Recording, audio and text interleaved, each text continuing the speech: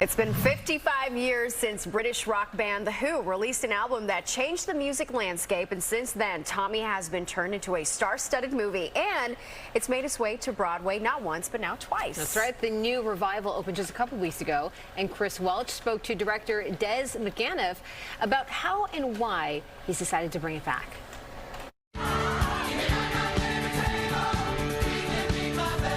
Pinball Wizard was the hit single from an album put out by English rock band The Who that in 1969 was ahead of its time. We sat down expecting to listen to it, the first couple of cuts, listen to the whole thing. So I remember it like it was yesterday. It was the soundtrack to my adolescent life. It was dubbed a rock opera, a new subgenre of music that many say Who co-founder and songwriter Pete Townshend created. And that's when I came up with the idea of rock opera. And that's when I wrote Tommy. I thought I need to write something which is bigger than just a single. Tommy was quite groundbreaking at the time it came out. Anthony DeCurtis is contributing editor at Rolling Stone. It was at a moment in 1969 when, rock was really beginning to flex its muscle.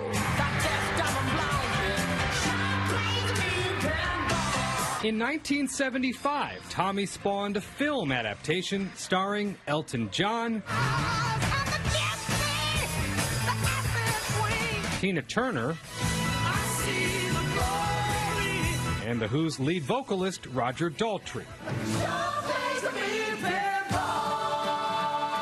But the movie had almost no influence on what would hit the Broadway stage nearly 2 decades later. We went back to Pete's album, and that was where we started. Director Des McAnuff says he remembers reading a column a long time ago in which the author said no one in theater could ever do the original album justice. They couldn't do it as well as The Who does it in concert.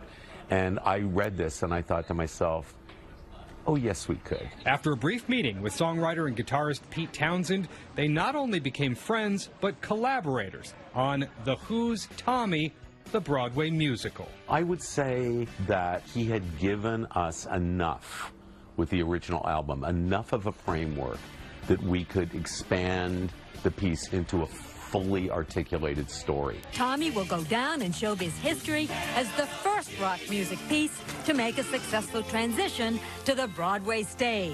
In 1993, McAnuff's original production of Tommy opened to rave reviews. From afar you'll see me.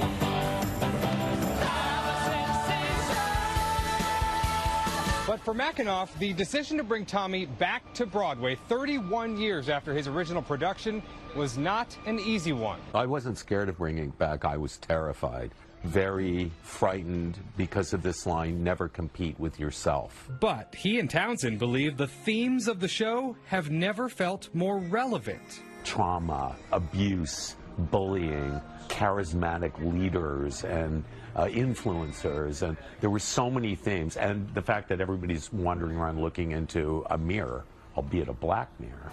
And so that, we thought, okay, it really is time to do this again. He also says this time they focused more on the humanity of the story. I was retired. Guitarist Kevin Kuhn played in the original production of the show.